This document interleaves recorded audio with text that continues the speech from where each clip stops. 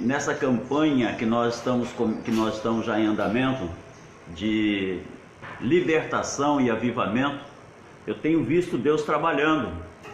Às vezes a gente quer ver logo o Mar Vermelho se abrir na mesma hora, mas o Mar Vermelho levou uma noite para se abrir.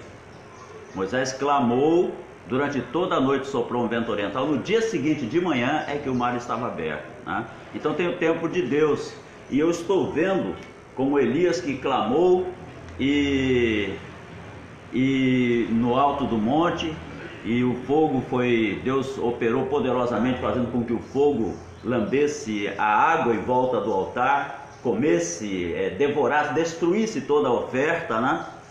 E então não sobrou, só sobrou cinza, e a água que tinha sido derramada em volta do altar também se evaporou. O fogo foi tão grande. Então quando nós clamamos, Deus manda fogo do céu. Amém. Deus manda fogo. E às vezes as pessoas não veem o agir de Deus, e Deus está agindo. E às vezes as pessoas querem ver um sinal grande, e Deus está mandando a bênção assim como a nuvem do tamanho de uma mão. A bênção pequenina aparentemente, mas nós já vemos aí Deus respondendo, pessoas novas chegando na igreja, nos cultos. Então isso tudo é resposta de Deus.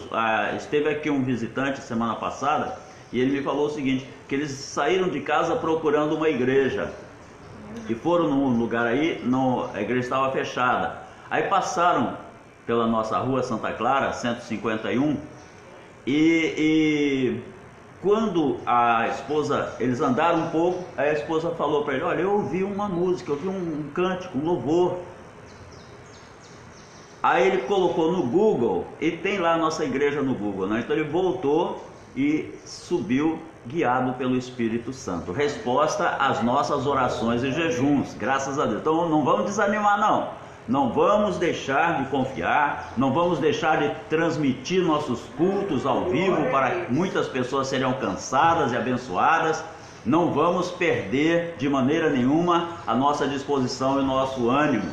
E hoje foi falado sobre a oposição à obra, as oposições que se levantam, e esse texto aqui ele é muito vasto, ele mostra um momento em que muitas pessoas começaram a se opor, colocar obstáculos à obra que Deus estava fazendo de reconstrução do templo.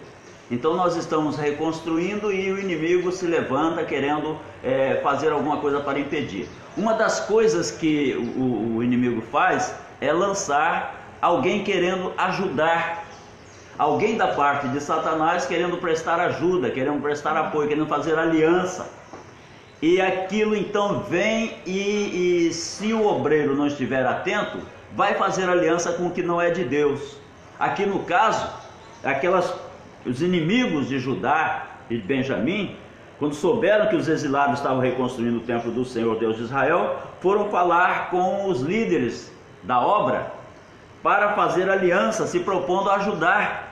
Nós vamos ajudar vocês nessa obra, porque como vocês, nós também buscamos o Deus de vocês.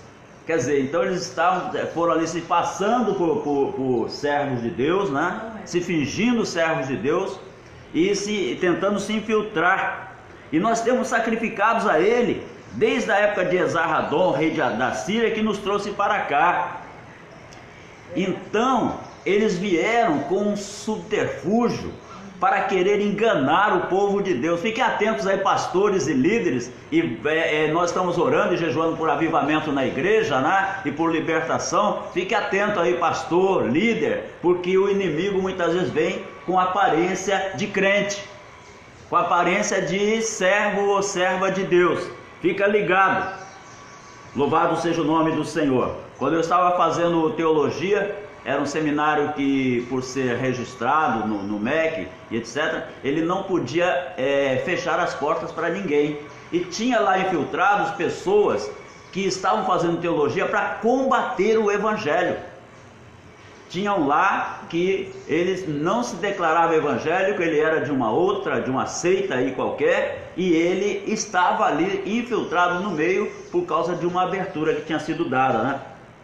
Então, o que aconteceu ali no tempo de Esdras?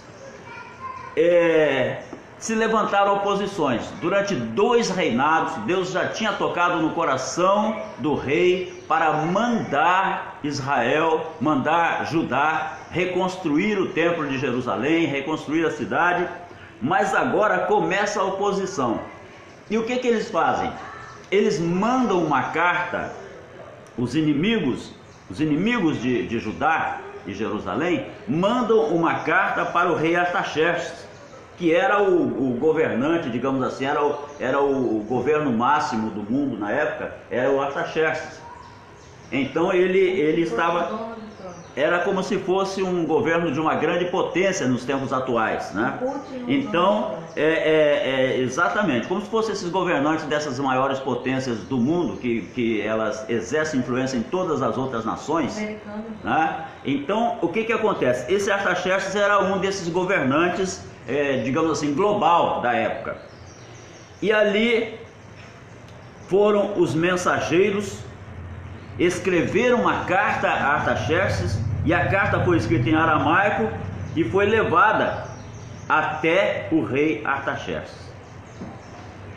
E o comandante Reum, que era o que estava ali, tinha estado governando aquela região sob ordens de Artaxerxes, estava protestando contra a reconstrução do templo.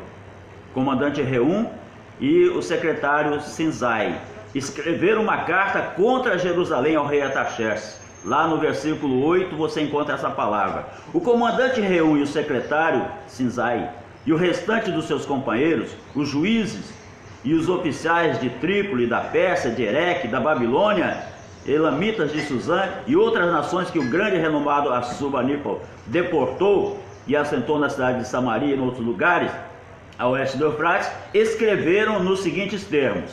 Essa é a cópia da carta que eles enviaram. Ao rei Artaxerxes, de seus servos que vivem a oeste do Eufrates, informamos ao rei que os judeus que chegaram a nós da tua parte vieram a Jerusalém e estão reconstruindo aquela cidade rebelde e má, difamando a casa de Deus, difamando a obra de Deus. Estão fazendo reparos nos muros e consertando os alicerces. Além disso, é preciso que o rei saiba que, se essa cidade for reconstruída e os seus muros reparados, não mais se pagarão impostos, tributos ou taxas, e as rendas do rei sofrerão prejuízo. Persuasão da pior espécie mesmo, com muita persuasão, com a sabedoria maligna, para tentar parar a obra de Deus. Agora, visto que estamos a serviço do palácio e não nos é conveniente ver a desonra do rei, bajulando o rei, né? Nós lhe enviamos esta mensagem ao rei a fim de que se faça uma pesquisa nos arquivos de seus antecessores. Nesses arquivos, o rei descobrirá e saberá que essa cidade é uma cidade rebelde, problemática, para reis e províncias, um lugar de revoltas desde épocas antigas, motivo pelo qual foi destruída. Informamos ao rei que, se essa cidade for reconstruída e seus muros reparados, nada lhe sobrará a oeste do Eufrates. O rei, influenciado por essas informações, mandou uma resposta para esses comandantes inimigos. E diz assim no versículo 17: ao comandante Reum, ao secretário Sinzai, e aos seus demais companheiros que vivem em Samaria e outras partes, a oeste do Eufrates, saudações e paz. A carta que vocês nos enviaram foi traduzida e lida na minha presença. Sob minhas ordens fez-se uma pesquisa e descobriu-se que essa cidade tem uma longa história de rebeldia contra os reis e que tem sido um lugar de rebeliões e revoltas. Olha aí o inimigo agora influenciando um homem que antes era favorável à construção da obra. Nós devemos vigiar com as influências que surgem na nossa mente, com conversinhas, com conversas de calçada, com conversas que tentem denegrir a obra de Deus, o nome da liderança. Nós devemos ter todo esse cuidado. Jerusalém teve reis poderosos, continua a carta, né?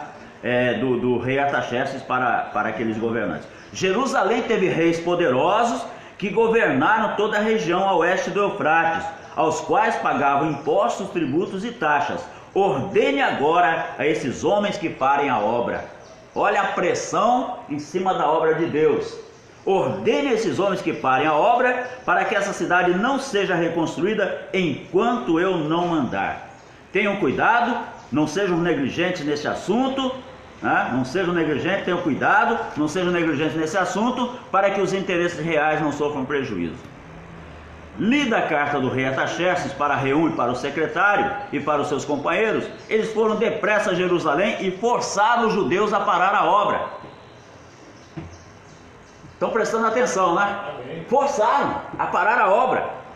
Assim a obra do templo em Jerusalém foi interrompida e ficou parada até o segundo ano do reinado de Dário, rei da Pérsia. Ora, Deus não dorme, Deus não cochila nem tosqueneja, Ele está cuidando. O que eu descanso em Deus por causa dessa palavra. Não dormirá nem tosquenejará o guarda de Israel. Ele está cuidando da obra, porque a obra não pertence a tubino, nem a bispo, nem a pastor, nem a apóstolo, nem a missionário, não pertence nem a missionário, não pertence a ninguém, pertence a Ele, ao Deus Todo-Poderoso. Então Ele está velando pela sua obra, aleluia. Apesar de todas as nossas imperfeições humanas, Ele vela pela sua obra, vela pela sua palavra para cumprir e tem zelo pela sua obra. Então o profeta Ageu, capítulo 5 de Esdras. Então o profeta Ageu e o profeta Zacarias, descendentes de Ido, profetizaram aos judeus de Judá e de Jerusalém em nome do Deus de Israel que estava sobre eles. Em nome do Deus de Israel que está sobre nós, que está sobre a liderança da igreja, que está sobre a igreja, nós podemos profetizar bênçãos e vitórias, frustrando os planos de Satanás contra a obra do Senhor, profetizar avivamento, profetizar derramamento do Espírito, profetizar milagres e curas para a glória do Pai, do Filho e do Espírito Santo. E Deus levanta aqueles homens de Deus, Ageu, né, e Zacarias, e agora Zorobabel, filho de Sealtiel, e Jesua, filho de Josadaque, começaram a reconstruir o templo de Deus em Jerusalém, e os profetas de Deus estavam com eles, os ajudavam. Eles, mesmo sob ameaça, eles não desistiram de fazer a obra do Senhor. Mesmo sob circunstâncias adversas, não podemos desistir de continuar fazendo a obra do Senhor. Aleluia. Todos abandonaram Jesus, mas ele não desistiu de continuar fazendo a vontade do Pai. Louvado seja o nome do Senhor. Aí o que aconteceu? O governador do território a oeste do Eufrates, chamado Tatenai, um outro companheiro, Setar-Bozenai, e todos os outros inimigos da obra foram perguntar aos líderes em Jerusalém quem os autorizou a reconstruir esse templo e esses muros, e como se chamam os homens que estão construindo esse edifício. Mas os olhos de Deus estavam sobre os líderes dos judeus. Não podemos esquecer que os olhos de Deus estão sobre aqueles que o Senhor colocou na liderança da obra do Senhor. Não podemos esquecer disso, aleluia. Mas os olhos de Deus, versículo 5, capítulo 5, versículo 5. Os olhos de Deus estavam sobre os líderes dos judeus e eles não foram impedidos de trabalhar até que um relatório fosse enviado a Dário e dele se recebesse uma ordem oficial a respeito do assunto.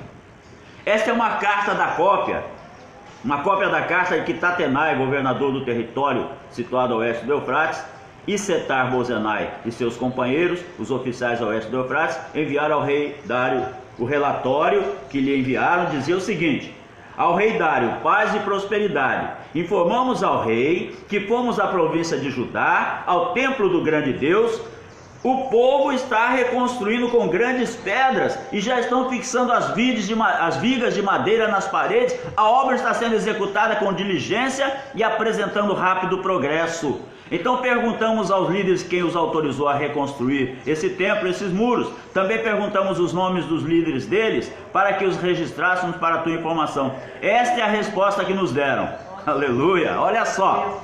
Somos servos do Deus do céu e da terra e estamos reconstruindo o templo edificado há muitos anos, templo que foi construído e terminado por um grande rei de Israel. Mas visto que os nossos antepassados irritaram o Deus dos céus e ele os entregou nas mãos do babilônio, Nabucodonosor, que destruiu esse templo e deportou o povo para a Babilônia. Contudo, no seu primeiro ano como rei da Babilônia, o rei Ciro emitiu um decreto ordenando a reconstrução desta casa de Deus. Ele até mesmo tirou do templo da Babilônia os utensílios de ouro e de prata para a casa de Deus, os quais Nabucodonosor havia tirado do templo de Jerusalém e levado para o templo da Babilônia. O rei Ciro os confiou a um homem chamado Sesbazar, que ele tinha nomeado governador. Ele disse: leve esses utensílios, coloque-os no templo de Jerusalém e reconstrui a casa de Deus em seu antigo local. Deus está falando de reconstrução. Deus está falando de um rei que nem da terra, nem da casa de Deus era, nem do povo de Deus era, mas que abriu o coração e fez com que as bênçãos retornassem às mãos do povo de Deus. Aleluia! Glória a Deus! Oh, aleluia! Louvado seja Deus! Aleluia! Então Sesbazar veio e lançou os alicerces do templo de Deus em Jerusalém. Desde aquele dia o templo tem estado em construção, mas ainda não foi concluído. Agora, se for do agrado do rei, que se faça uma pesquisa nos arquivos reais da Babilônia, para verificar se o rei Ciro de fato emitiu um decreto ordenando a reconstrução da casa de Deus em Jerusalém. Aguardamos do rei a decisão sobre o assunto. Mensageiros do diabo não conseguem parar a obra de Deus. Amém. Não conseguem. Tentam, investem com fúria, com ódio, mas não intimidam homens de Deus e mulheres de Deus que se propuseram a realizar a obra com amor, com entrega, com afinco. Louvado seja o nome do Senhor. No capítulo 6 nós encontramos essa história, ela continua porque ela tem um final feliz. Toda a história de homens de Deus e mulheres de Deus, por mais que sofram, por mais que sejam ultrajados, ainda que sejam mortos fisicamente, ela tem um final feliz porque tem glória esperando por cada um. E essa história aqui então teve um final feliz visível, material, palpável, aos olhos de todos os testemunhas.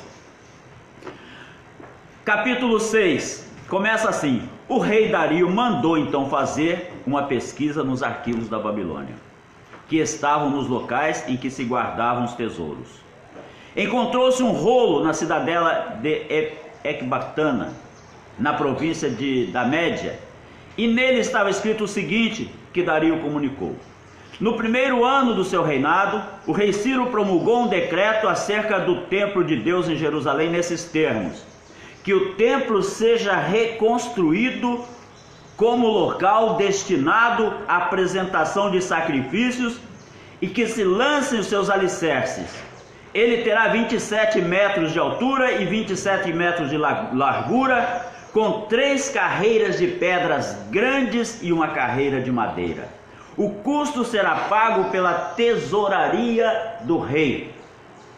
E os utensílios de ouro e de prata da casa de Deus, que Nabucodonosor tirou do templo de Jerusalém e trouxe para a Babilônia, serão devolvidos aos seus lugares no templo de Jerusalém. Devem ser colocados na casa de Deus. Aleluia. Agora então, Tatenai, governador do território situado ao oeste do Eufrates, e Setar-Bozenai, e vocês, oficiais dessa província e amigos deles, mantenham-se afastados de lá. Inimigo, arreda, em nome de Jesus.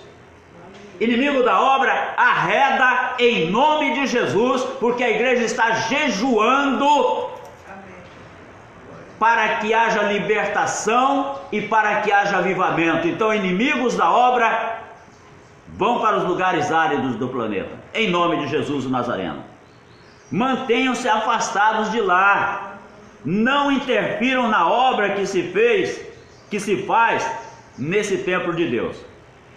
Deixem o governador e os líderes dos judeus reconstruírem esse templo de Deus em seu antigo local. Além disso, promulgo o seguinte decreto a respeito do que vocês farão por esses líderes dos judeus na construção desse templo de Deus. Agora vem bomba para o inimigo.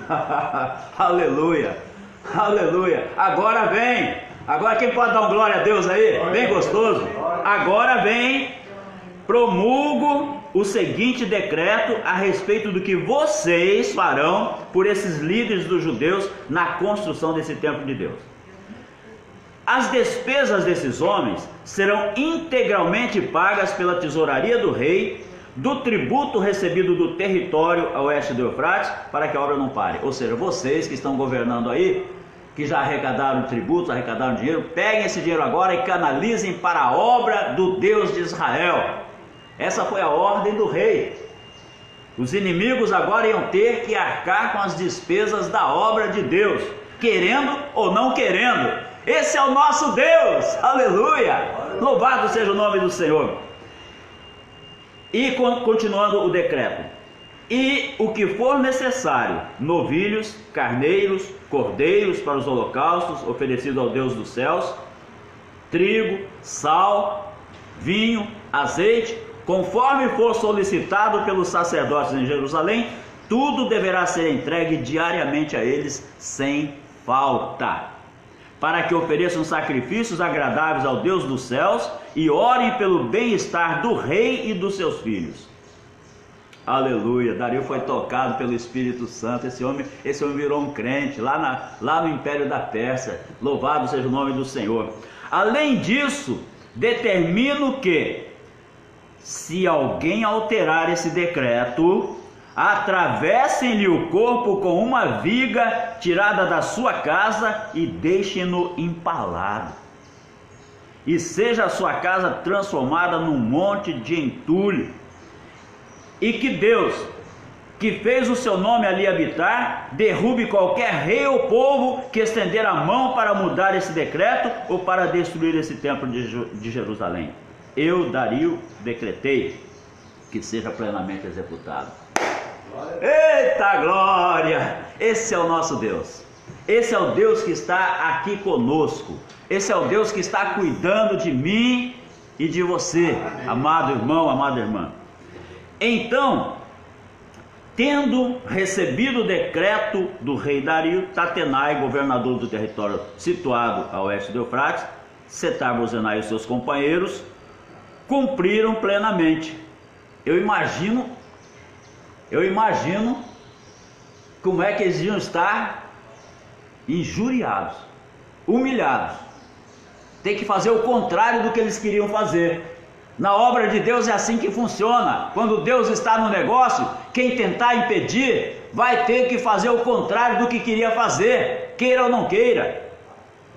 Dessa maneira, os líderes dos judeus continuaram a construir e a prosperar, encorajados pela pregação dos profetas Ageu e Zacarias, descendentes de Ido. Palavra de Deus sempre nos ajudando a crer e confiar. Promessas vivas do Senhor, sempre dizendo que a vitória é nossa pelo sangue de Jesus. Aleluia!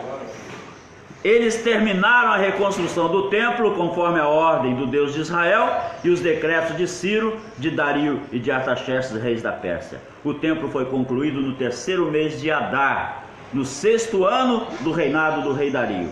Então o povo de Israel, os sacerdotes e os levitas e o restante dos exilados celebraram com alegria a dedicação do templo de Deus. Essa história começou ruim, mas acabou ótima, acabou excelente. Aleluia! Oh, glória ao Pai, ao Filho e ao Espírito Santo. É assim que Deus faz, amados. É assim que Deus opera na nossa vida, na nossa história, na sua história. Não vai ser diferente. Continue firme e fiel ao Senhor, porque os teus inimigos verão a tua vitória, verão a mão do Senhor trabalhando em seu favor, e muitos se renderão diante da magnificência desse Deus. Oh, aleluia! Então, para a dedicação do templo de Deus, ofereceram 100 touros, 200 carneiros, 400 cordeiros e, como oferta pelo pecado de todo Israel, 12 bodes, de acordo com o número das tribos de Israel. Aquele povo que estava sendo abençoado também tomou a decisão de abençoar, porque é uma decisão que está dentro do coração de todo servo de Deus fiel. Todo aquele que nasce de novo tem prazer em abençoar a obra do Senhor. E ali aqueles irmãos queridos agora trouxeram do pouco que tinham, porque eram exilados, tinham voltado, né, fala assim, como famílias, voltaram sem grandes riquezas, mas do pouco que tinham eles conseguiram reunir 100 touros, 200 carneiros, 400 cordeiros, né, e 12 bodes, de acordo com o número das tribos de Israel. Por que 12 bodes? Porque ali estava a profecia da força de Israel. Porque o bode é um animal forte, resistente, que habita em lugares onde não tem capim, e ele come o que surge pela frente e sobrevive. E hoje tem até propaganda na televisão falando das cabras. Cabra é a esposa do bode, né? Então, tá falando do bicho também, tá falando do bichinho. Então 12 bodes, cada bode simbolizando uma tribo, simbolizando a força daquele povo, simbolizando a resistência daquele povo. E nós também oferecemos diante do Senhor a nossa força, a nossa resistência, a nossa alegria, a nossa garra, a nossa esperança, a nossa fé e a certeza de que o Senhor é conosco. Aleluia! Faça isso, meu irmão. Se você não tem bode para levar para a igreja, não tem problema, não leva não. Só leva a tua disposição de servir, ainda que por cima de obstáculos, ainda que por cima de oposições, o Senhor é contigo, o Senhor será contigo. Como diz a irmã Celeste Vilhena que está assistindo, Deus é fiel. Amém. Pode compartilhar, irmã. Deus é fiel, aleluia. E organizaram os sacerdotes as suas divisões e os levitas em seus grupos para o serviço de Deus em Jerusalém, conforme está escrito no livro de Moisés. Segredo: obedecer à palavra de Deus. Foi o que eles fizeram. Amém? Que Deus abençoe os amados irmãos. Deus continue confiando nesse Deus vivo, porque Ele está com as mãos estendidas sobre a tua vida para te abençoar. Assim nos diz o Senhor nesta manhã de vitória, em nome de Jesus. Glória.